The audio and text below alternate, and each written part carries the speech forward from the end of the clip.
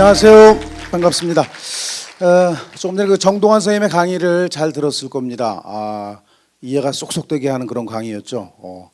저는 이제 오늘 얘기가 지금 현재 중3인데 지금부터 뭐를 조금 알고 가야 좋을 것인가에 대한 말씀을 드릴 거고요. 또 이제 현재 중3이기 때문에 입시를 뭐 전반적으로 깊숙하게 알기는 쉽지 않을 것 같고, 그래서 입시 용어에 관련된 얘기들을 좀 해드릴 거예요. 왜냐하면 앞으로 이제 입시 설명회를 많이 들으시기 때문에 용어를 알게 되면 다른 강의를 들어도 이해가 잘 돼요. 왜냐하면 용어가 이해가 안 되면 입시 자체를 이해하기 쉽지 않아요. 공부도 마찬가지죠. 왜 개념을 많이 강조하는지 아시겠죠, 그죠? 개념이라는 건 뭐라 그랬어요? 어떤 내용을 친구들한테 설명할 수 있을 정도를 그런 정도가 돼야만 개념이 돼 있다라고 이해를 하시면 되는 거거든요. 그런 말씀을 드릴 거예요. 또 이제 고등학교가 이제 결정이 될 거야, 그죠? 결정이 되면 제일 먼저 해야 될 일이 뭐냐면요, 그 학교 홈페이지에 들어가서 그 학사 일정 있죠. 학사 일정, 어떻게 학교가 진행이 되는지 이런 내용들을 알아봐야 돼요. 3월 달에 뭐가 있고, 4월 달에 중간고사 보고, 뭐 5월 달에 무슨 수학 경시되어 있고, 뭐 7월 달에 기말고사 보고, 이런 흐름을 먼저 아셔야 돼요. 그래서 먼저 학교 홈페이지에 가서 그 학사 일정이 어떻게 돌아가는지를 알아야 됩니다. 먼저 말씀을 드릴게요. 자, 그렇게 하고 뭐 이건 아까도 말씀을 드렸어요. 우리가 그 2021 수능 개편이 유예가 됐죠. 근데 우리가 꼭 알아둬야 될 것은 내년 2월입니다. 내년 2월 달에 수능 과목이 어떤 것인지를 분명하게 알아두셔야 돼요. 알겠죠? 그거 나중에 설명을 드리고.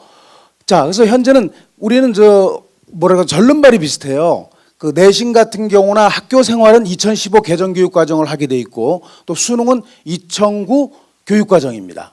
그런 상태이기 때문에 수능 자체는 뭡니까?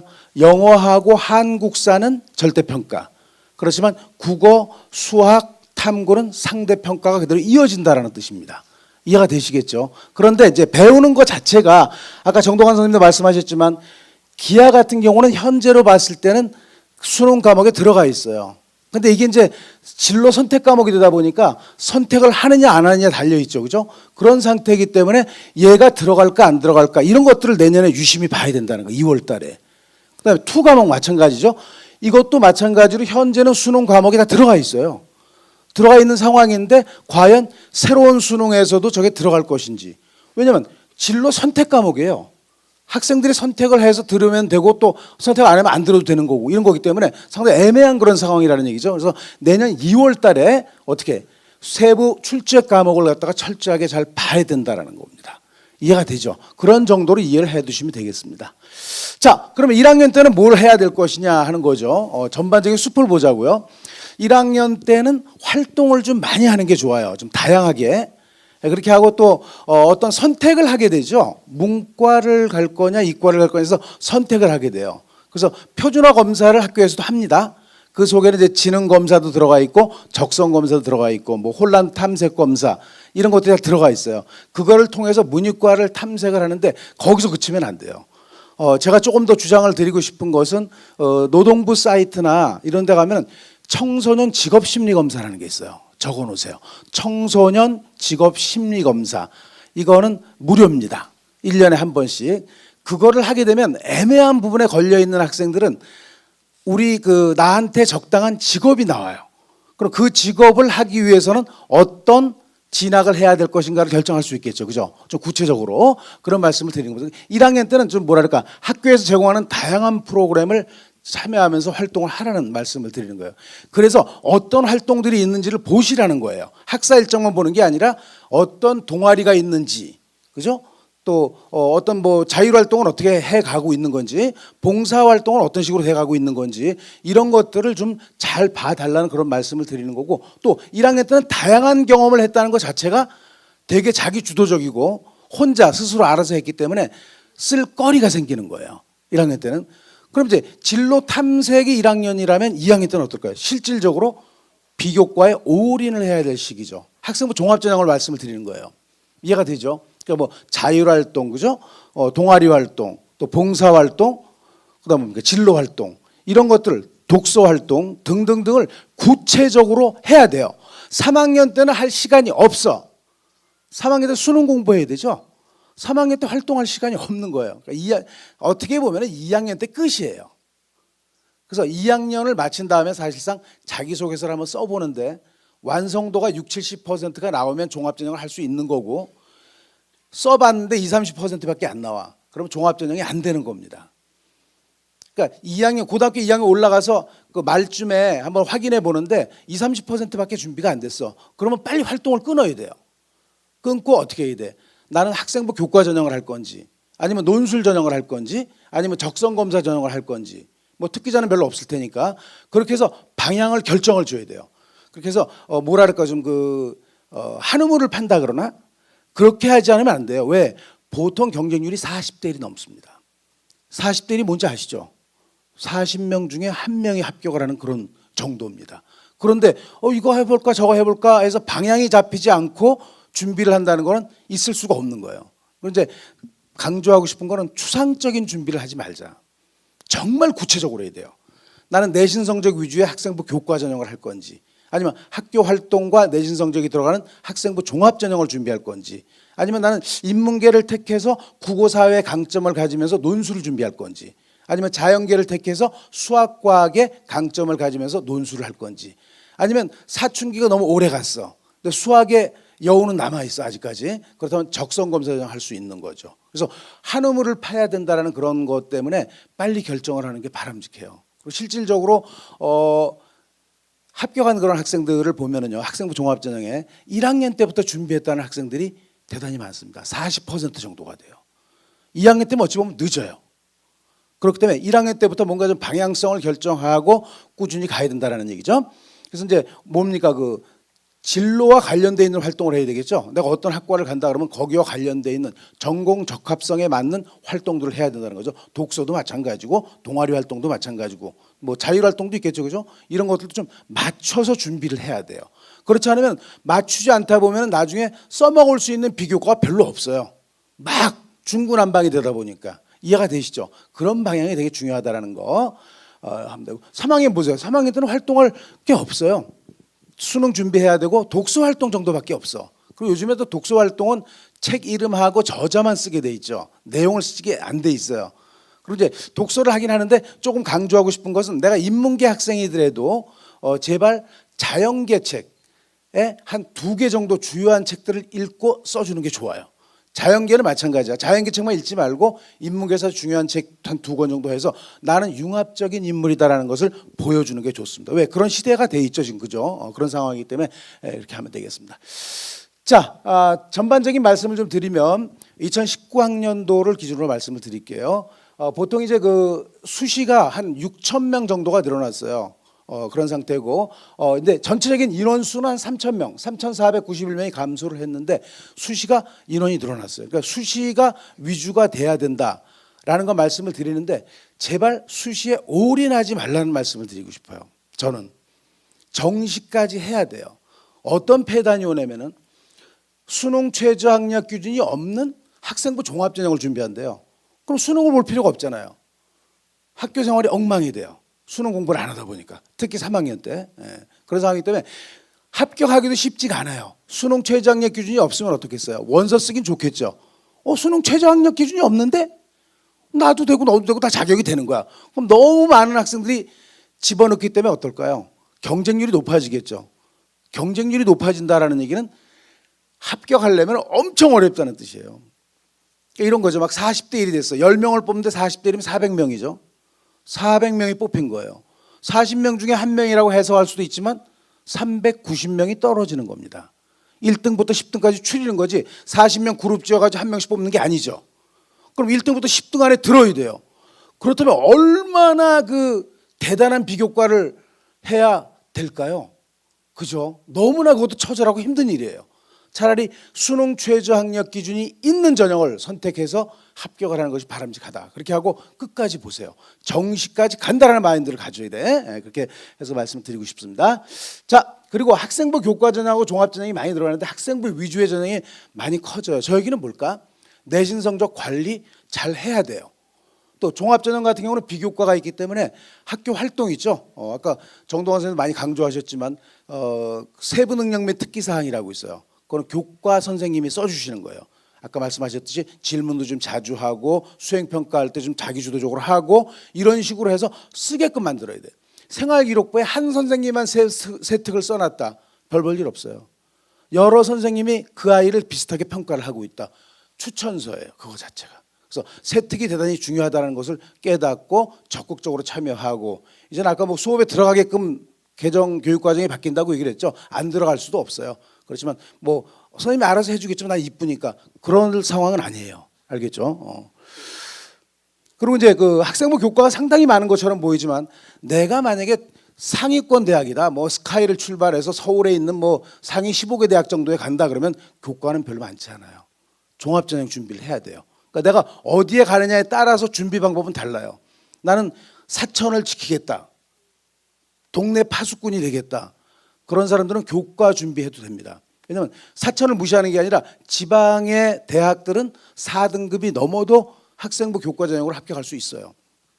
근데 아직 지금 이제 뭐 연세우위를 먹고 있다, 이런 사람들, 그런 사람들은 교과로 거의 한 명도 안 뽑는 대학들이 대단히 많아요. 그렇기 때문에 종합전형을 준비해야 된다는 거예요. 또 종합전형을 상당히 선호해요, 대학에서. 왜? 1학년 때부터 얘는 여기 들어오기 위해서 내신 성적 막 관리하고 활동하고 그런 아이들이 들어오는 거예요. 그러면 얘가 처음에 들어왔을 때는 조금 성적이 덜 좋을 수도 있어요. 덜 좋지도 않아. 근데 나중에 보여드릴게요. 너무너무 좋아요. 좋아도 교과를 넘어. 그럴 정도. 왜? 거기 매니아예요. 그러니까 그런 애들이 대학교 들어오면 어떻겠어요? 대학을 발전시킬 수밖에 없겠죠. 자기 하고 싶은 거를 지금 하는 거야, 지금 대학교 가서. 오, 대단한 거죠. 파워풀한. 그래서 이거 어떤 주요 대학인데, 요거는 이제 그 재학생이고요, 재수생들인데 합격하는 율을 한번 본 거예요. 재학생들은 대개 학생부 교과하고 종합전형으로 합격을 많이 합니다. 특히 종합전형 같은 경우는 재수에서는 전혀 못 들어간다고 보시면 돼요. 5%밖에 안 되죠. 왜? 1년이 지나면 생활기록부가 바뀌어도 너무너무 많이 바뀌는 거예요. 그래서 준비할 수가 없어요. 이미 재수가 됐다 그러면 아, 끝났어. 교과는 이미 나와 있는 건데 거기도 별 볼 일 없죠. 많지 않죠, 그죠? 그럼 어떻게 돼요? 재수를 하게 되면 논술이나 정시를 준비할 수밖에 없는 거죠. 근데 재학생이 불리하냐? 그렇지도 않아요. 46% 정도 되죠. 근데 왜 안 해? 정시를 왜 안 하냐고. 무조건 수능 최저가 없는 뭐 학생부 종합전형을 준비하고 있어요, 이러고 왜 마냐고.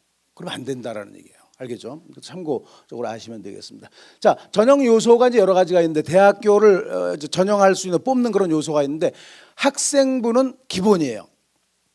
학생부가 뭐의 줄임말입니까? 학교생활기록부. 그걸 줄여서 학생부라고 얘기한 거예요. 보세요. 내신 플러스 알파. 내신 성적이죠. 플러스 알파는 내신 더하기 논술하면 그게 논술 전형이에요. 내신 플러스 적성, 그럼 적성 전형이 되는 거고, 내신 플러스 종합 비교과 하면 어떻게 됩니까? 학생부 종합 전형이 되는 거고, 내신만 본다? 그러면 뭐야? 학생부 교과 전형이 되는 거고. 기본이에요. 내신 성적 관리. 알겠죠? 대학별고사라는 것은 뭔지 알죠? 그죠? 대학교에서 출제하고 채점하는 거예요. 그러니까 뭐가 있어요? 논술 같은 경우는 대학교에서 출제를 하죠. 한국교육과정평가원에서 하는 게 아니죠. 그거는 대학에서 하는 겁니다. 그래서 대학별고사예요. 또 면접 및 구술고사, 이것도 대학에서 출제를 하고 채점을 하는 거죠. 그다음에 또 뭐 있습니까? 또 적성고사, 이런 것들 대학별고사입니다. 저 대학별고사는 뭡니까? 사교육 영향 평가 보고서를 내게 돼 있어요. 왜? 교육과정에 맞춰 출제를 했냐를 갖다 교육부에 보고하게 돼 있어요. 일부 모 대학은 2년씩 걸렸어요. 2년 걸리게 되면은 그 모집 정원의 10%를 못 뽑게 돼 있어요. 제일 강하게 저거 하면 3,000명을 뽑았었는데 300명을 못 뽑게 되는 거예요. 그렇게 교육과정에 맞게끔 출제하라는 거예요. 왜? 사교육을 없애기 위해서. 그래서 사교육 영향평가 결과 보고서를 내야 되기 때문에 그런 것들은 대학교 홈페이지에 가면 다 나와 있어요. 그래서 우리 아이가 무슨 논술을 준비한다 그러면 거기에 가면 자세하게 나와 있어요. 출제 의도가 뭔지, 어떻게 채점을 했는지, 그런 것들이 다 나와 있단 말이죠. 그래서 대학교 홈페이지가 되게 중요해요. 또 아까 정동환 선생님 말씀하셨지만 어디가라는 얘기 들어보셨죠? 어디가?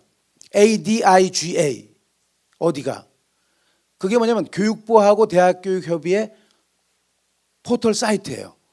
거기에 가면 성적이 다 나와 있어요. 다 나와 있는데 그걸 안 보고 열심히 해라. 아마 될 거야 아마. 엄마가 기도하고 있어. 아니에요. 일단 합격한 애들이 최근 3년 동안 어느 정도의 성적으로 합격을 했는지 파악해야 돼요. 그럼 어디가에 없으면 어디서 합니까? 대학교 홈페이지에 가면 있어요. 입시 결과 써놓으셔야 되죠. 입시 결과 나와 있는데 왜 추상적으로 준비를 해? 그걸 보고 해야지. 학생부 종합전형도 나와 있어요. 합격자들의 뭐 평균 등급이라든지 이런 것들이 나와 있다고요. 그러니까 어느 정도 해야 그 학교를 갈까 이렇게 덜덜덜 떨지 말고 대학교 홈페이지를 방문해서 구체적으로 이 정도는 해야 되겠구나. 그럼 내신 관리 들어가는 거죠. 내신 관리하고 비교과 준비하고. 이해가 되시죠? 되게 중요한 말씀을 드렸습니다. 뭐 나머지 넘어가면 되고 또 서류라고 하는 거는 세 가지예요. 보통 이제 우리가 입시에서 서류 그러면 학교생활기록부, 자기소개서, 추천서. 아 이게 서류가 그거구나. 뭐 봉투에 들은 거 이게 아니에요. 학생부하고 자기소개서, 추천서. 그게 서류예요. 그렇게 이해를 하시면 됩니다. 자, 교과 성적 관리 잘해야 됩니다. 교과 성적 관리하는데 전교과라는데 대개 보면 이제 학생부 종합전형은 그 전공과 관련되어 있는 과목을 많이 보긴 해요. 근데 이렇게 하면 안 돼. 나는 국수영사야 인문계니까 국수영사 준비를 잘했는데 과학은 9등급을 맞았어. 그럼 어떻게 했어요?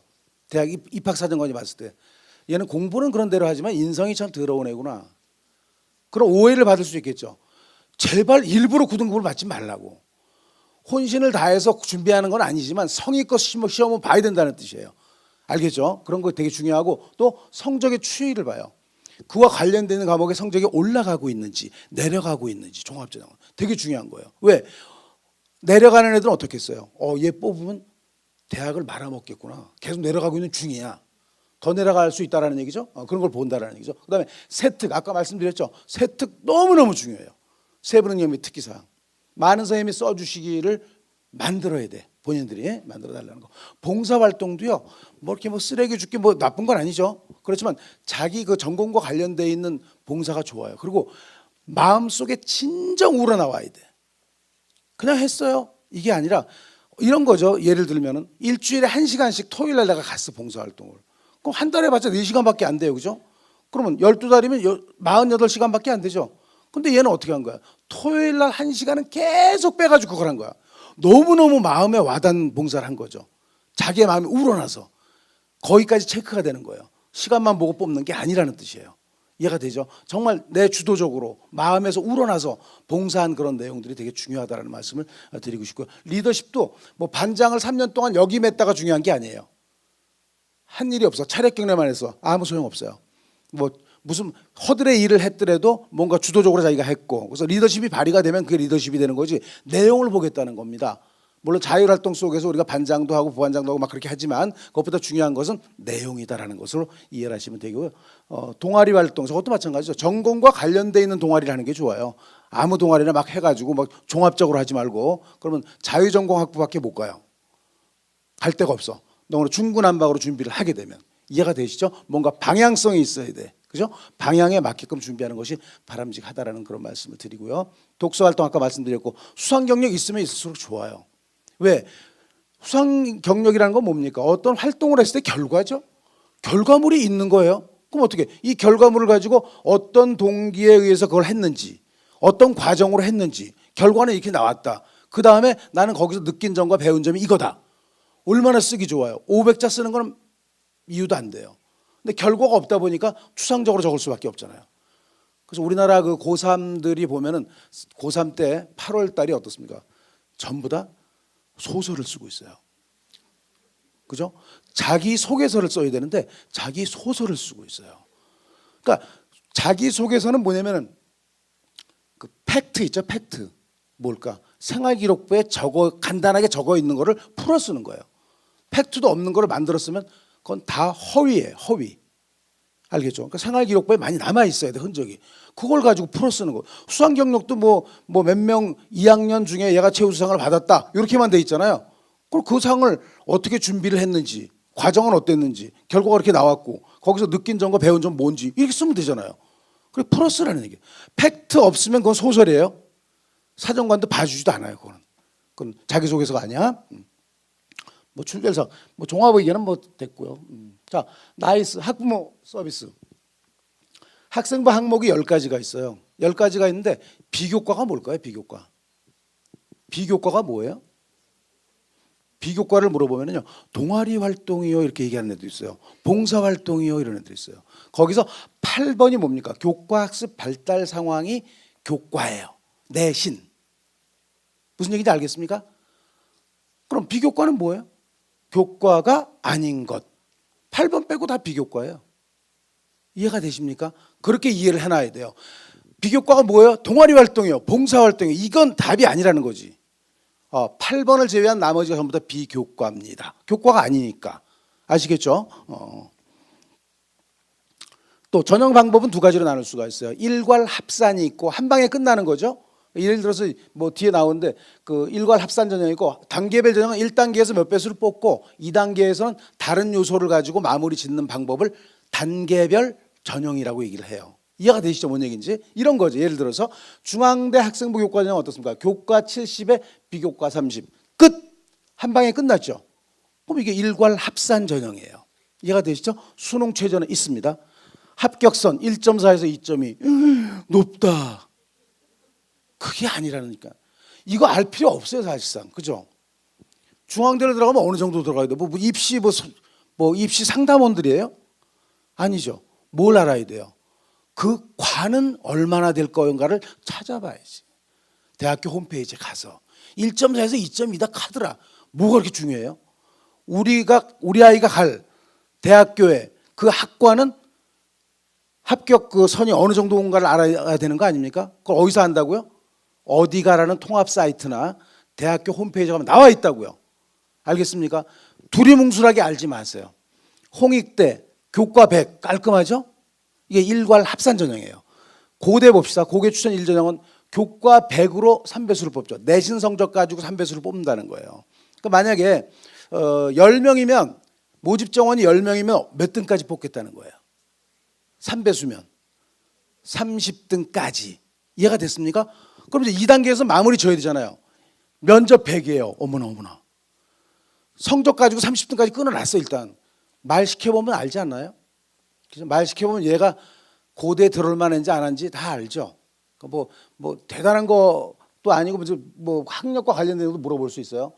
그러니까 이런 것들을 뭐라 그래요? 단계별 전형이라고 얘기한다는 거죠. 이해가 되죠? 일괄 합산과 단계별 전형. 이제 앞으로 다른 설명회를 들으시게 되면 쏙쏙 들어오실 거예요. 그걸 이제 미리 만들어 드리는 거예요.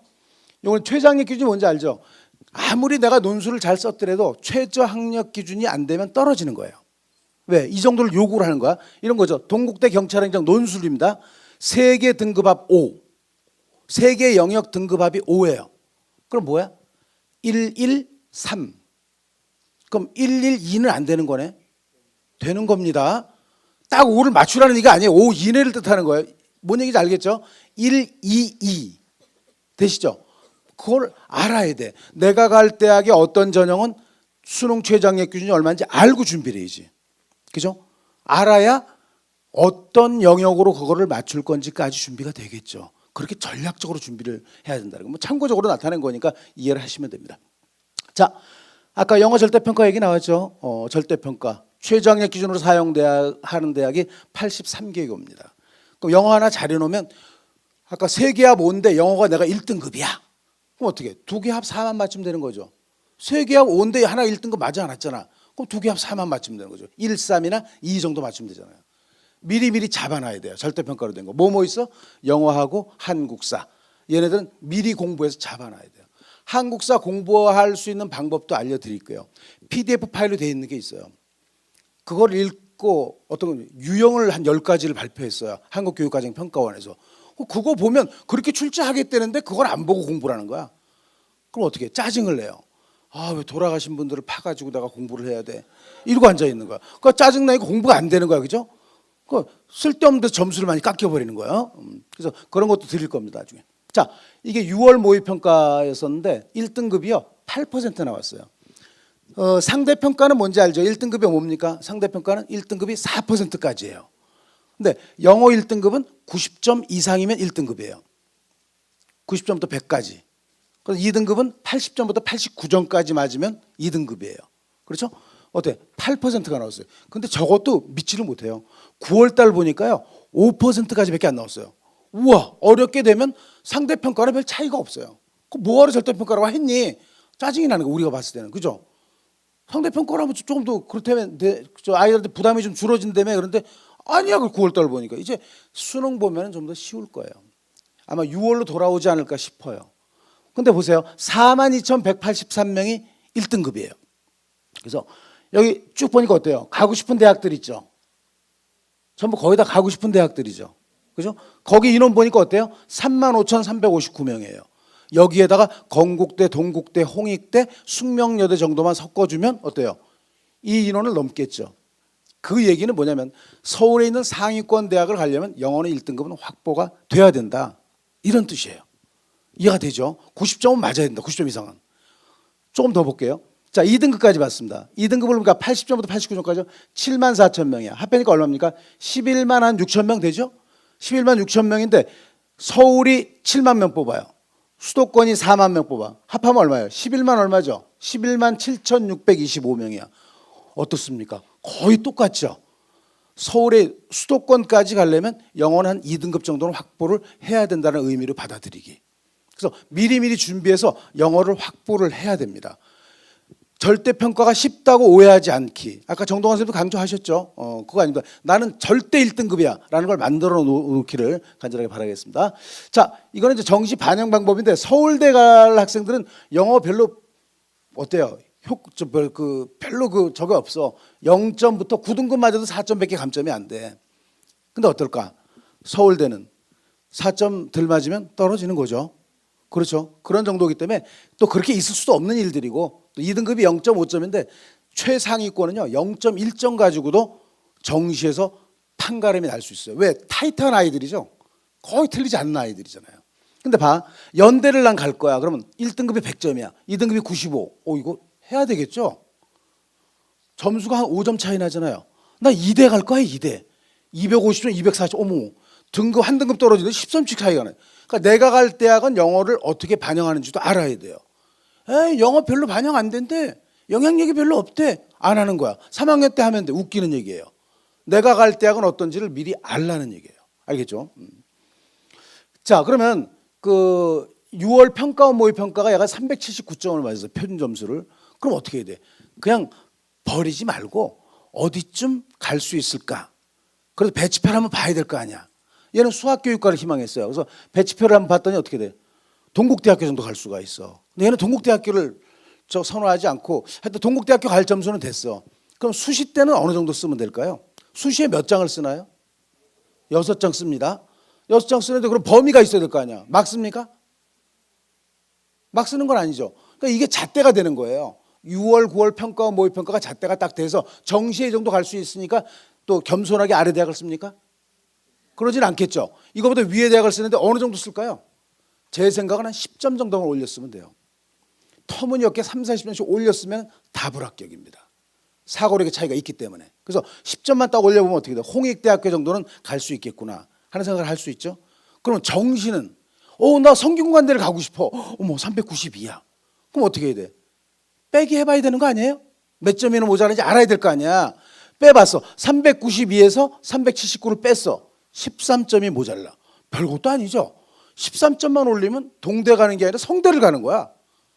그 13점을 어떻게 해? 단디 해라. 열심히 해라. 이게 아니라 이번에 국어 영역을 좀 덜 잘 봤네. 국어 영역에서 한 6점 정도 따야지. 그다음에 수학 영역에서 한 4점 올리고 그다음에 탐구에서 한 3점만 올리면 성대 갈 수 있네. 성대 갈 수 있을 정도면 어떻습니까? 수시는 막 서울대도 쓰겠다. 그지?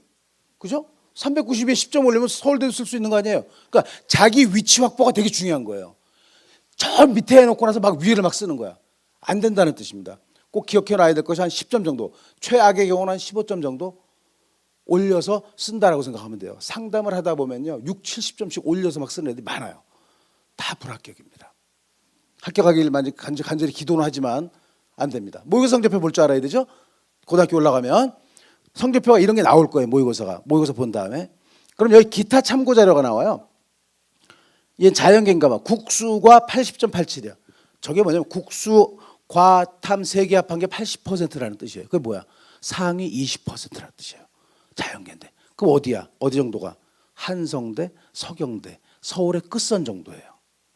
그래서 자기 위치를 확보하라는 거죠. 기타 참고 자료가 아니에요. 되게 중요한 거예요. 인문계는 국수사겠죠.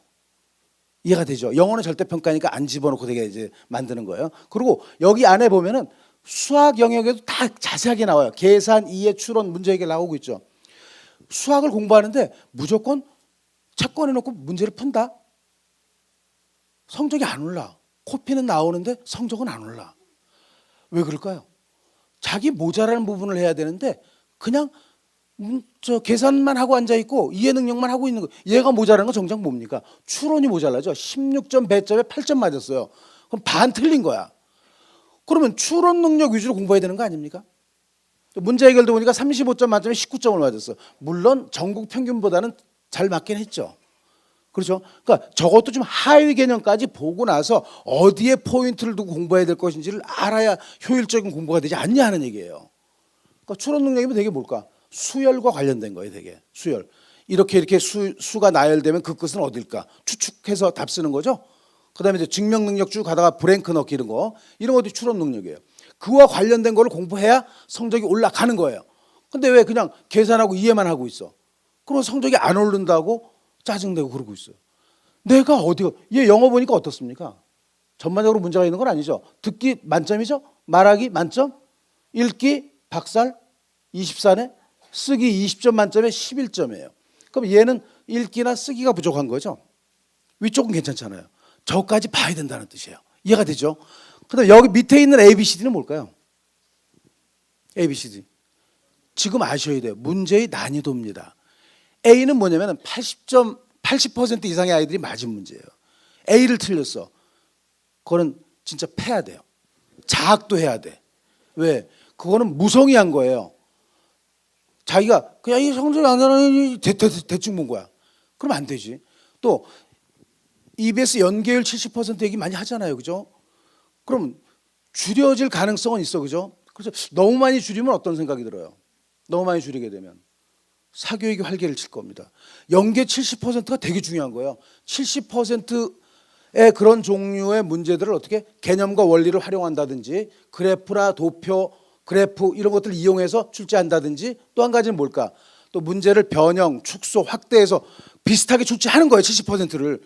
근데 퍼센테이지가 많이 낮아졌다. 그 얘기는 사교육이 판칠 수밖에 없어요. 야, EBS 50%밖에 반영 안 해. 반은 우리가 잡아줄게. 이렇게 접근하는 거예요. 그 책도 어떻게 해? 책도 중구난방이 되는 거죠. 70%가 EBS 교재에서 난다면 그거 위주로 공부하면 되는데 그렇지 않으면 여러 어디 옛날에 우리 그랬잖아요. 뭐 정석으로 공부했다 그죠? 뭐 다른 것도 공부하기도 하고 막 이랬잖아요. 그러면 뭘로 공부해야 될지 타겟이 별로 없어지는 거예요. 왜 우리는 얘기를 안 해? 전혀 얘기 안 하시고 계신 거죠. 그 저쪽 그 어떻게 보면 강남에 계신 분들 서울에 저도 뭐 학교가 강남에 있긴 하지만 그런 분들 위주로 전부 다 얘기가 돼 있고 이익 집단들끼리 서로 나눠 먹는다는 그런 생각이 들어서 막 화가 나요. 애들이 도마에 올라서면 안 되잖아요. 스타트를 갖게 해줘야 되는 거고 왜 애들 가지고 장난을 쳐? 자기 돈 버는 것들 가지고 막 화가 나요. 이렇게 하면 되게 박수가 나오는데 박수가 안 나오나요? 하여튼 간에 이제 그렇다는 얘기입니다. 자 그리고 이건 성적표예요. 내가 이제 얘 수학 보니까 어때요? 2등급이죠. 2등급. 얘가 이 3, 4월에 모의고사를 보는데 6월 달에는 얘는 어떻게 될 것 같아요? 거기까지 생각해야 돼. 우리의 2등급이에요. 수학. 수학 가지고 수능 최저 맞추면 돼요. 이런데 89예요. 그럼 4%가 1등급이죠. 89까지가 2등급입니다. 얘는 6월 되면 어떨까? 재수생 아이들이 몇 명 끼어요. 그럼 어떻게 돼? 스르륵 3등급으로 내려가는 거예요. 그러니까 성적을 아는 것도 2등급의 상위권인지 중위권인지 하위권인지 알아야 된다는 뜻이에요. 얘가 2등급의 상위권에 있었다. 그러면 재수생들이 조금 들어오더라도 밀려도 2등급 안에 있는 거예요. 그러니까 2등급이면 어딜 가요? 되게 뭐라 그럴까? 무식한 얘기예요. 2등급이 레인지가 되게 넓지 않나요? 4%까지가 1등급이고요. 그걸 살짝 넘어서고 나서 11%까지가 2등급입니다. 4%를 살짝 넘었다. 인문계 같으면 교대 가요. 11%다. 국민대, 명지대, 대학이 달라요. 그러니까 우리 애가 2등급 하는데요. 너무 레인지가 넓은 거예요. 그죠? 2등급을 하더라도 상위권 2등급인지 중위권 2등급인지 정확하게 알아야 돼. 그러니까 얘 수학 가지고 수능 최저를 맞출 생각을 하면 안 돼. 한 등급 깔아진다라고 생각하고 맞춰야 돼요. 또 원서 쓸 때 되면은요 수능 최저 맞추라 그러니까 되게 추억 가지고 맞춰요. 옛날에 그래도 내가 2등급 맞은 적이 있어. 그걸 쓰면 안 됩니다. 결국은 뭘까? 6월 평가원 모의평가나 9월 평가원 모의평가에 나오는 결과를 가지고 수능 최저로 사용을 해달라는 부탁을 할게요. 추억까지 쓰지 마세요, 제발. 넘어가겠습니다. 또 어느 영역으로 수능 최저를 맞출 것인가 고민해 봐야 되겠죠. 나의 그 강점인 영역은 어떤 것이냐. 이런 거죠. 인문계인데 내가 국어하고 사회는 잘해. 수학 5등급이야. 영어 8등급이야. 그럼 어떻게 평균적으로 봤을 때 얘는 쓸 데가 없죠. 수학 5에다 영어 8인데 뭘 쓸 거야. 그죠? 근데 얘는 국어는 1등급이고 사탐은 한 2등급 정도 돼. 국어 사회 잘하죠. 그럼 뭐 하면 돼? 논술 보면 돼. 왜? 논술 자체가 인문사회 통합 논술이에요. 수학 문제 한 문제도 없어요. 영어 문제도 없어요. 이해가 되시죠?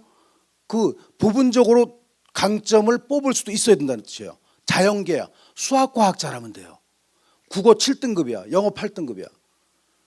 수학이 한 3등급 돼. 과탐은 한 2등급 정도 돼. 그러면 중위권 대학의 논술로 갈 수 있어요. 실제 그런 사례가 있었어요. 5.26등급인가 그랬어요. 수시 원서 쓸 때 어떨까요? 쓸 데가 없어요. 5.26등급 가지고 학생부 교과로 쓸 거야? 뭐 안 되죠. 학생부 종합을 써? 웃기는 얘기야. 엄마 아빠 중에 한 분밖에 없어. 한부모 가정이야. 자기 스스로 고민한 거예요. 그런데 딱 보니까 내가 전반적으로 못해도 수학, 과학은 괜찮아. 세종대 갔어요.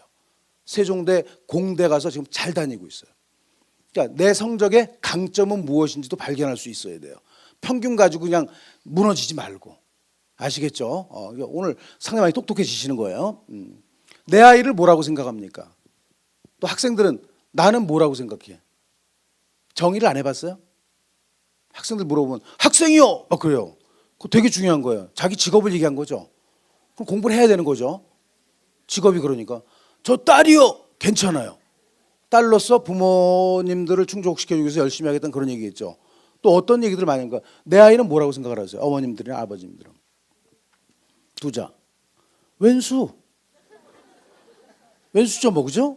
왼수입니다, 왼수. 제가 생각하는 아이들은 모죽이라는 생각을 많이 합니다. 모죽은요, 한국, 중국, 일본에서 크는 대나무예요. 대나무. 먹는 죽이 아닙니다. 얘가 5년 동안 기른 거예요. 걸음도 줬어요. 비도 많이 맞았어요. 어때요? 내 아이 같지 않나요? 그죠? 나 정성 다 쏟아서 정말 최선을 다해서 서포트하고 있는데 결과가 안 나오고 막 그런 것 같죠. 그죠? 어때요? 삽을 들고 싶지 않나요? 삽을 들고 쫙 자르는 순간에 어떨까요? 후회를 하게 됩니다. 왜? 저 밑에는 4km의 뿌리가 있는 거예요. 뭔 얘기인지 아시죠? 애들이 가만히 있는 게 아니라고요. 지금 나름 열심히 하고 있는 거예요. 결과가 안 나왔을 뿐이지. 5, 6월 달에 이제 비가 쫙 오잖아요. 하루에 7, 80cm씩 자라요. 6주 동안. 이렇게 바뀝니다. 이게 우리 아이들이에요. 희망감 절대 끝까지 잊지 말고. 제가 이제 오늘 정동환 선생님과 같이 왔지만 그 전에 변하영 선생님이라고 계시죠? 국어에 변하영 선생님 계시고 뭐 변춘수 선생님도 계시고 그런데 그분들하고 같이 서울대 출신들이셔요. 그분들이 1학년 때 바닥까지 내려갔대요. 성적이. 근데 고3 때 이렇게 된 거야. 모죽이 된 거야. 서울대 갔어요. 지금 또 이쁘게 생기기도 하셨어요. EBS 강의를 하시는 거야. 다니면서 입시 설명회도 하시고. 그렇게 언젠가는 폭발적으로 됩니다. 그런 희망감을 끝까지 놓지 않기를 바라고 오늘 집에 가시면 아이들 신발 밑을 좀 보시기 바랍니다. 뿌리가 있는지. 자, 학생부 교과 성적 반영 방법도 두 가지로 얘기를 합니다. 정량평가라는 얘기를 많이 들을 수 있고요. 정성평가라는 얘기를 들을 수 있어요. 정량평가는 있는 그대로 사천에 있는 사천고등학교 공부 잘하는 사천고등학교 성적이나 뭐 다른 대학 공부 못하는 그런 고등학교 성적을 똑같이 보는 거예요. 정량적. 여기서 2등급이면 걔도 2등급 똑같이 본다는 뜻이에요. 그러니까 상위권 대학들은 안 보려 그래요. 그래서 교과 전형을 안 쓰는 거예요. 정량평가. 그래서 정량평가는 대개 이제 학생부 교과 전형에서 많이 쓰고요. 그다음에 적성검사 전형, 논술 전형 이런 것도 전부 다 정량평가예요. 논술은 실질적인 반영 비율이 높지 않아요. 커다랗게 많이 작용을 하지 않아. 그리고 정성평가는 뭡니까? 와, 얘 3등급이네. 자사고 아이야. 잘했지 뭐. 그죠? 뭔가 좀 정이 들어가는 듯한, 감정이 들어가는 듯한 그런 것이 정성평가예요. 이해가 되시죠? 그걸 이제 정량평가와 정성평가 구분하셔야 되고, 또 보면은 반영 비율 자체가 있죠. 20대 40대 40이다. 그럼 잘 보시면 우리가 3학년 때 원서 쓸 때가 몇 월 달이에요? 9월 달 써요. 수시는 9월 달. 올해 9월 11일부터 썼나 그래요. 그럼 어떻게 돼? 9월 11일 날 원서를 쓴다는 얘기는 성적이 어디까지밖에 없어? 1학기까지밖에 없는 거예요. 그런데 40%를 반영한다는 뜻이에요. 한 학기인데 되게 큰 겁니다. 1학년 때 공부 좀 못했다고 해서 미리 손 놓고 그러지 말기. 2학년 때 40% 반영하고 3학년 때 40%인데 3학년이 무지하게 큰 거죠. 한 학기인데 40%. 2학년도 40%인데요. 저건 두 학기잖아요. 한 학기로 쳤을 때는 20%씩 반영하는 거나 마찬가지예요. 1학년 거 20% 반영이야. 한 학기로 봤을 때는 10%입니다. 별거 아닐 수도 있어요. 그러니까 3학년 1학기까지 내신 성적 관리를 충분하게 최선을 다해서 해야 돼. 왜? 워낙 공부 안 해요. 아이들이. 조금만 하면 돼. 공부를 하나도 안 해. 뭐 소설 쓰고 앉아 있고 막 그래요. 끝까지 해야 된다는 거. 아까 얘기했죠. 어디가? 말씀드렸죠. 또 대학교 홈페이지에 가면 성적들이 나와 있어. 꼭 어느 정도가 되는지 확인을 해줍니다. 이거 안 찍어도 돼요. 제가 나중에 이메일 주소를 공개할 거예요. 그러면 그 메일을 쓰세요. 저한테. 그럼 제가 집에 가서 리턴 메일로 다 보내줄 거예요. 좋은 자료들 싹 모아가지고 왜 스타트를 좋게 해줄 거예요. 그렇게 해서 제 자료를 보면 아마 스타트가 되게 높아질 겁니다. 아마 뭐 옛날에 뭐 에레베스트인가 거기도 사람들이 많이 죽었죠, 그죠? 요즘 안 그렇죠? 왜 그래? 베이스 캠프가 높아졌죠. 조금만 올라가면 꼭 정상이에요. 그렇게 가야 된다는 뜻이에요. 그 베이스 캠프를 만들기 위해서 오신 거고 그거를 좋게 만들어 드리겠다는 얘기. 자료를 통해서 아까 한국사 자료도 드린다 그랬죠. PDF 파일 만화로 돼 있어요. 유형 10가지. 읽어보면 돼. 그럼 되는데 그걸 안 읽어보고 막 공부하는 거야. 왜 무덤을 파가지고 공부를 해야 되냐 이러고 앉아있고. 아니죠. 그리고 학생부 교과전형은 내신인데 경쟁률이 별로 안 높아요. 왜? 다 파악해 보고 집어넣죠. 작년에 합격지 1.7등급이야. 근데 우리 아이가 3등급이야. 그럼 집어넣을 수 있나요? 아니죠. 그 근처 아이들만 집어넣으니까 경쟁률이 낮은 거예요. 저 얘기하면 되게 똑똑하게 생각을 해요. 어디 학원 강의하는데 가가지고 왜 학생부 교과전형 경쟁률이 낮을까요? 다 보고 와요. 그게 답이에요. 대학교 홈페이지나 어디 가에 가면 나와 있거든요. 보고 오기 때문에 그래요. 그리고 추가 합격률이 높아요. 왜? 되는 애들은 6군데가 다 돼버려. 근데 등록을 한 군데밖에 못하게 돼 있어요. 5군데가 브랭크가 생기는 거죠. 추가 합격이 일어나요. 그리고 안 되니까 어떻게 성적에 맞춰서 막 써요. 그럼 어떻게 돼? 중도 탈락이 많아요. 그 성적밖에 안 되니까 넌 극과나 가. 이거 아니에요. 좀 멀리 가더라도 하고 싶은 거를 해야 돼. 성적에 맞춰서 보내지 마세요. 또 아까 우리 정쌤하고 오면서 그런 얘기를 했는데 요즘에는 그 유턴 현상이 많이 일어나고 있어요. 대학교 졸업하고 다시 전문대학을 가요. 많아요. 왜? 취업이 안 되잖아 지금. 그런 상태. 그러니까 처음 결정이 되게 중요하다는 거예요. 고3 때. 그런 것도 우리 감안을 좀 했으면 좋겠어요. 여기 나쁜 대학들이죠. 하나도 안 뽑는 데. 건대, 경희대, 고려대, 동국대, 서강대, 서울대, 성균관대, 연대. 학생부 교과로는 한 명도 안 뽑습니다. 인문계는 되게 국수형 4, 자연계는 국수형 과죠. 그렇지만 명지대는 그렇지 않죠. 국수형 4과 5개를 다 봐요. 무슨 배짱인지는 모르겠어요. 그리고 가천대 4개를 봐보긴 국수형 4, 국수형 과. 그런데 상위 4과목만 뽑아서 봐요. 그러니까 우리 아이가 갈 대학은 전 교과의 전 과목을 다 보는지 뽑아서 보는지. 그러니까 가천대학교의 합격선을 보면 되게 높을 거예요. 왜? 상위권만 뽑아서 보는 거니까. 이해가 되죠? 그렇게 이해를 하셔야 돼요. 덕성여대, 좋은 대학이에요. 인문계 국영사, 수학을 뺐어요. 그죠? 그 다음에 자연계 국영과. 와, 수학을 없애버린 그런 훌륭한 대학들이 2군데가 있습니다. 자, 이게 이제 참고할 만한 거죠. 어디쯤 갈 건데. 지금은 아주 그냥 여기를 가고 싶지요. 그래서 우유를 뭘 마시나요? 연세 우유를 마시고 계시죠? 여기 건국 우유도 있네, 그죠? 건국 우유. 그다음 쭉 가다 보면 이제 매일 우유를 드시게 되고, 또 최악의 경우는 이제 저지방 우유 뭐 이렇게 해서 우유가 많이 바뀝니다. 그런 경향들이 많아요. 자, 요런 빨갛게 해놓은 데는 학생부 교과를 한 명도 안 뽑는 대학들이에요. 그러면 학생부 내신 성적만 가지고는 어디에 갈 수 있어? 그래도 갈 만한 데가. 뭐 중앙대 그죠? 한양대. 중앙대가 많이 뽑는 편이죠. 567명이니까 많이 뽑습니다. 그죠? 한양대, 이대. 전교 1등인데 학생부 교과만 가지고 가려면 그 정도예요. SKY 하나도 안 뽑아요. 뭔 얘기인지 알겠죠? 내신만 가지고는 거기 갈 생각을 하지 말아야 돼. 종합전형 억수로 많이 뽑죠? 엄청 많이 뽑아요. 그럼 봐, 이제 다 따르게 다 보면은 이거 6%밖에 안 되죠? 내신 성적으로 6%밖에 안 뽑아요. 종합전형 44%야. 여기 정신이 나중에 보면 되겠네. 보세요. 이건 부산대학교 교과 전형이에요. 이거 어디서 봤을까? 대학교 홈페이지에 가서 훔친 거예요. 훔친 게 아니라 공개해놨어요. 그래서 오려 붙인 거예요. 인문계만 해놨죠. 왜 자연계는 안 해줬어요? 저는 공부할 수 있는 방법을 알려드리는 거예요. 뭘 다 보여드리는 게 아니고. 어때요? 국어국문과 2.02 등급이 합격자들의 평균 등급이에요. 언어정보학과 2.61 등급. 그죠? 그리고 어디까지 돌았나? 영어 영문과 많이 도네. 그죠? 23번. 예비 후보가 23번까지 도른 거예요. 앞에 애들이 빠져나갔다는 뜻이에요. 더 좋은 대학으로. 부산대학은 23번까지. 그러면 많이 도는 대학들은 좀 희망감이 더 있을 수 있겠죠. 그죠? 예비 후보자까지도 확인해 보는 그런 것이 되겠죠. 명지대학교. 아까 5과목 봤던 데죠? 참고하시면 되고. 예비 순위 나오고 있죠. 그죠? 얼마나 좋아. 이거 다 볼 수 있는데. 오늘 홈페이지 꼭 들어가 보세요. 종합전형. 이 종합전형은 내신 성적을 중심으로 해서 활동까지 보는 입학사정관들이 보면 어떻습니까? 되게 그 서류를 보는 사람들이죠.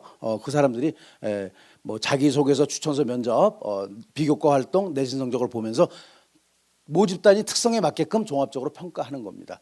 대개 평가 요소는 학업 역량, 전공 적합성, 발전 가능성, 인성 이 4가지를 봐요. 학업 역량은 내신 성적만을 가리키지는 않아요. 좀 이따 보여드릴게요. 서울대의 예를 보여드릴게요. 그다음에 준비 과정, 노력, 변화, 성장. 아까 말씀드렸죠. 그 활동을 왜 시작했니? 동기는 뭐야? 어떤 과정으로 준비를 했어? 결과는 어떻게 나왔지? 그 뒤에 배우고 느낀 점은 어떤 것들이야? 이렇게 쓰면 되는 거죠. 그런 것들을 쓰게 되는 거예요. 그죠? 객관적인 사실에 근거하여. 무슨 뜻이에요? 생활기록부에 근거가 있어야 된다는 뜻이에요. 추상적으로 써봤자 안 된다. 글쓰기 대회가 아니에요. 자기소개서는. 이해가 되시죠? 넘어가겠습니다. 자, 상위 15개 대학 봤을 때 어떨까? 교과는 6.9%밖에 안 뽑아요. 종합전형 44.6. 그죠? 그리고 정시 어때요? 25.1%예요. 4분의 1을 정시로 뽑는 거예요. 상위권 대학도. 근데 왜 정시를 손을 놔? 수능 최저가 없는 종합전형을 준비한다고? 웃기는 얘기예요. 제발 최저가 있는, 최악의 경우에 손을 놓는 거예요. 수능은. 아시겠습니까?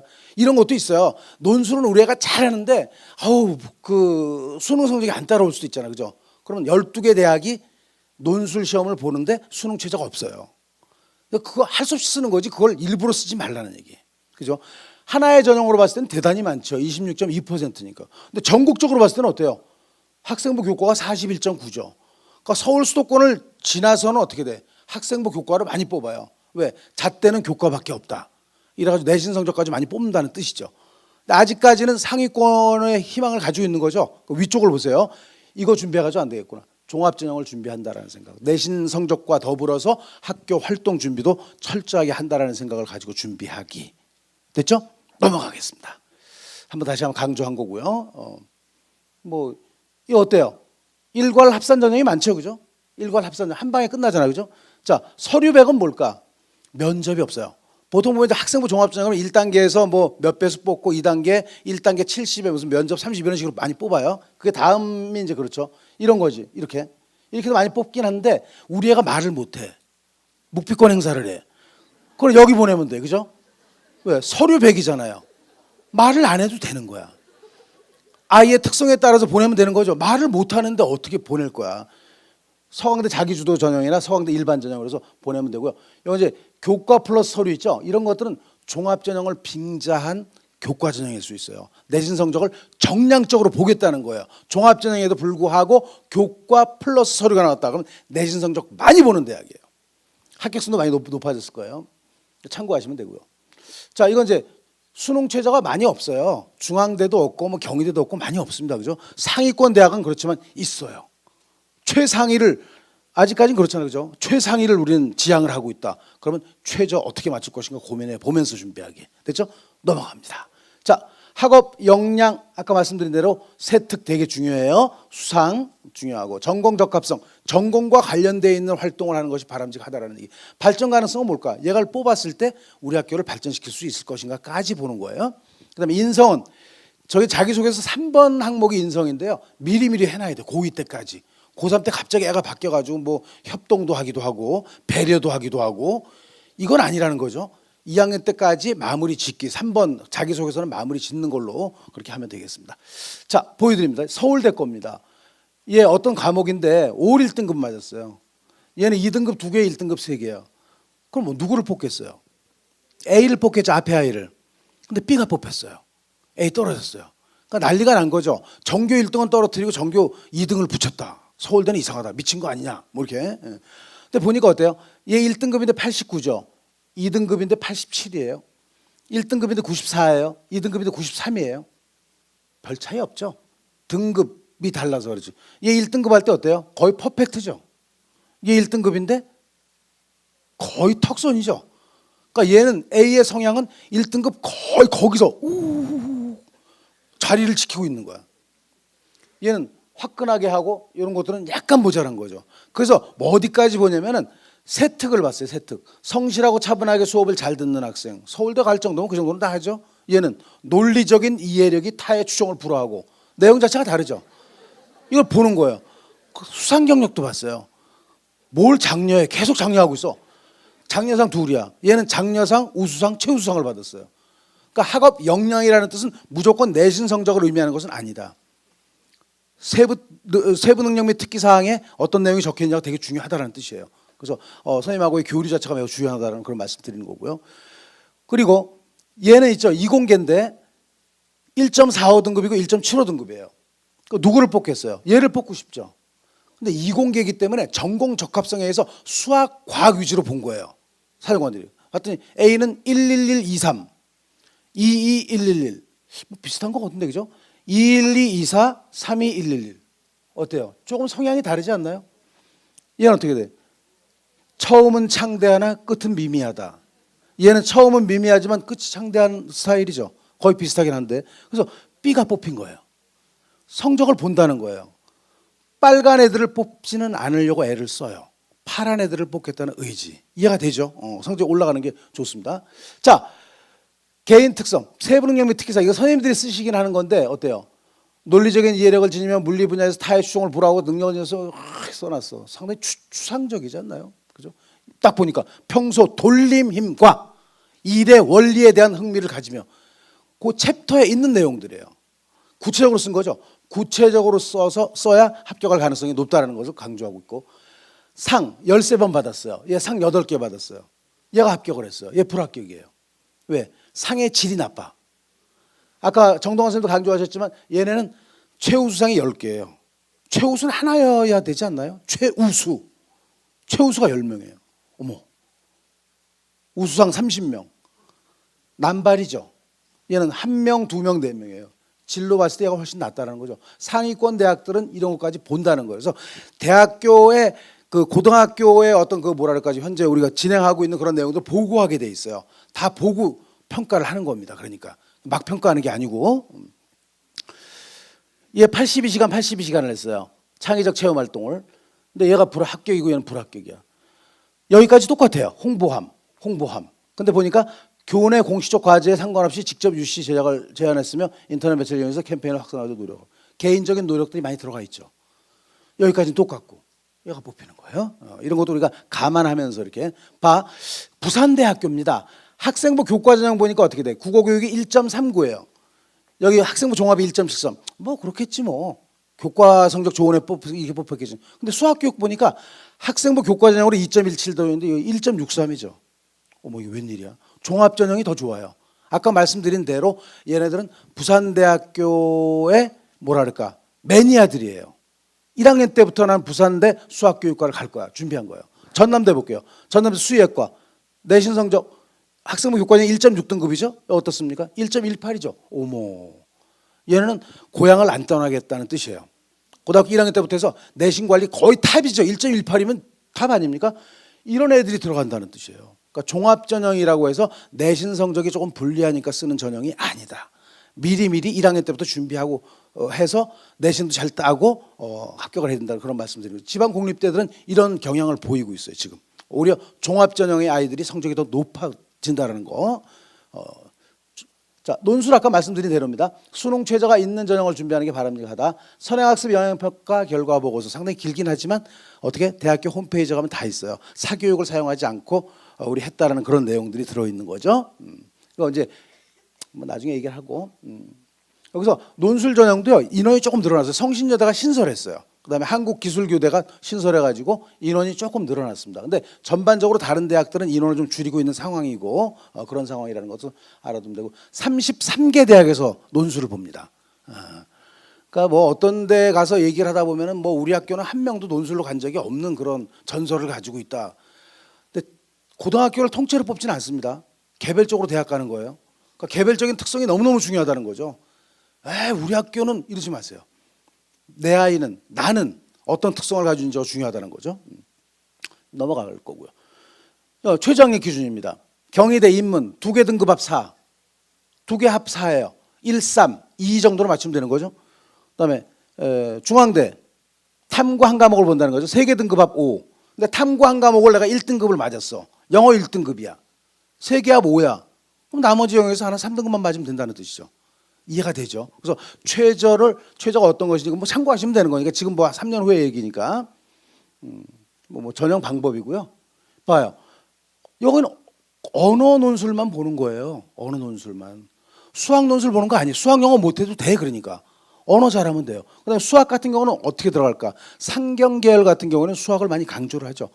경영학과나 경제학과 이런 데서는 수학 잘하는 애를 뽑으려고 해요. 그래서 국어하고 수학 논술이 들어가 있는 경우가 있죠. 수학 논술. 여기 영어가 들어가 있는 대학이죠, 그죠? 영어 플러스 자료 해석. 외대니까 그런 것 같아요. 자연계 수학만 보아요. 여기 부산대 같은 경우도 수학만 봅니다. 논술. 과학도 안 봐요. 이해가 되시죠? 그다음에 수학 플러스 과학 선택. 이건 뭐냐면 수학 플러스 화학, 수학 플러스 생명과학, 수학 플러스 지구과학, 뭐 이런 식으로 본다는 뜻이에요. 이런 대학들은 그래요. 수학만 보는 대학도 많이 있어요. 그러니까 미리 이거 아는 사람들은 이제 저거 하는데 미리미리 포기할까 봐. 자, 논술 전형 합격자 수능 성적 연관성. 건대는 보니까 어때요? 최저가 4.86등급도 합격을 했어요. 근데 그것만 보고 원서를 쓰면 안 돼. 그 아이들의 그 모의고사 성적이나 수능 성적은 어느 정도 나와 있는지 확인하고 쓰셔야 돼요. 건국대 합격하는 애들은 국어 2등급, 수학 2등급, 탐구 2등급 정도의 아이들이 와요. 막 모의고사나 수능이 떨어져 있다. 그러면 써도 안 될 가능성이 높다는 뜻이에요. 가톨릭 대는 어떻습니까? 국어 3, 탐구 2 정도. 그죠? 경희대 국어 1.5등급, 수학 2등급, 탐구 3등급 정도. 그래서 모의고사가 얼마큼 받침이 돼야 돼요. 모의고사나 수능이. 왜? 그거 자체가 사고력을 테스트하는 거기 때문에 보통 내신하고 좀 다르죠, 시험이. 확인하기. 자, 적성검사 넘어갈게요. 이거는 이제 그 아이가 사춘기가 와가지고 3년 내내 공부를 안 했는데 아직 수학의 여운이 조금 남아 있어. 수학을 좀 그런 대로 해. 그러면 준비하면 돼요. 근데 짧은 시간에 많은 문항을 풀어야 돼요. 난이도가 EBS 수능의 한 7, 80%가 돼. 어렵지가 않아요. 그러니까 연습하면 되는 거예요. 이것도 최후로서 준비하면 된다. 자, 합격률. 논술 커다랗게 많이 합격하진 않죠. 5.74 정도. 우리가 노려야 될 것은 교과 31.42나 20.46 정도에서 합격률이 높다라는 것도 우리가 좀 알아두시면 좋겠습니다. 자, 이제 거의 끝나갑니다. 어떻게 우리가 원서를 집어넣을 것인가? 내신이 1, 2등급이에요. 내신이 1, 2등급 막 되게 좋아. 와, 근데 모의고사가 3등급밖에 안 돼. 내신이 1, 2등급은 어떻겠어요? 대단히 콧대가 높겠죠. 와, 나 우리 학교에서 짱이야. 엄청 잘해. 근데 모의고사가 3등급밖에 안 나와. 모의고사가 안 나온다는 뜻은 뭐예요? 정시까지 가면 박살난다. 이런 뜻이에요. 수시에 거의 전념해야 돼요. 학생부 교과나 종합전형으로. 그것도 뭘까요? 쓰는데 질르면 안 돼요. 왜? 수시 떨어지면 정시에서 경쟁력이 없어요. 그러니까 어떻게? 적정이나 안정선으로 원서를 써야 돼요. 거꾸로 학생부는 3등급인데 모의고사가 엄청 잘 나와. 모의고사가 잘 나오면 어떻습니까? 정시까지 가도 한번 해볼 만한 거죠. 어떻게 굳이 낮췄을 필요가 없어요. 그러니까 어떻게 적정선이나 상향 질르면 된다는 뜻이에요. 그것도 뭐야? 수능 최저학력 기준이 높은 논술 전형 쓰면 되는 거죠. 아까 얘기했던 세종대 간의 예역입니다. 내신이 4, 5등급밖에 안 돼. 모의고사가 한 3등급 정도밖에 안 나와. 중위권 논술 전형으로 얘는 내신이 마련된 거죠. 내신도 4, 5등급이고 모의고사도 4, 5등급이다. 그러면 적성검사 전형을 하는 것이 바람직하다. 모든 아이들을 이 틀에 묶을 수는 없습니다. 그죠? 그렇지만 참고적으로 그렇게 좀 알아두시고 변형해서 준비를 하시면 된다는 말씀을 드린 거예요. 뭐 아까 이건 말씀드린 거고, 그죠? 자, 이거 읽어보시죠. 아까 연습했는데, 그래요. 줄, 탁, 동시죠. 달걀을 자기가 깨면 뭐가 돼요? 병아리. 자기가 깨면. 남이 깨면 후라이죠. 그죠? 그렇게 되는 거예요. 수험생활이 그렇습니다. 얘가 쪼을 줄, 쪼을 탁이에요. 아기하고 엄마하고 동시에 쪼게 되면 얘가 잘 깨서 병아리가 되는데, 그렇다고 불협화음이 계속되다 보면 수험생활이 너무너무 힘들 수밖에 없어요. 그래서 1학년 때 오면 꼭 누나 같은 엄마들이 와요. 3년 지나고 나면 거의 할머니로 변합니다. 그래서 이 제도가 빨리 없었으면 좋겠어요. 엄마들을 위해서. 그래서 줄탁 동시에 그런 묘미를 잘 발견하고요. 그리고 가장 중요한 거는 가정의 행복이에요. 공부가 아닐 수도 있어요. 행복하게 살면 되는 거 아닙니까? 그죠? 행복하게 사는 것이 무엇일 것인가를 한번 고민해보는 그런 저녁이 되시면 되겠고요.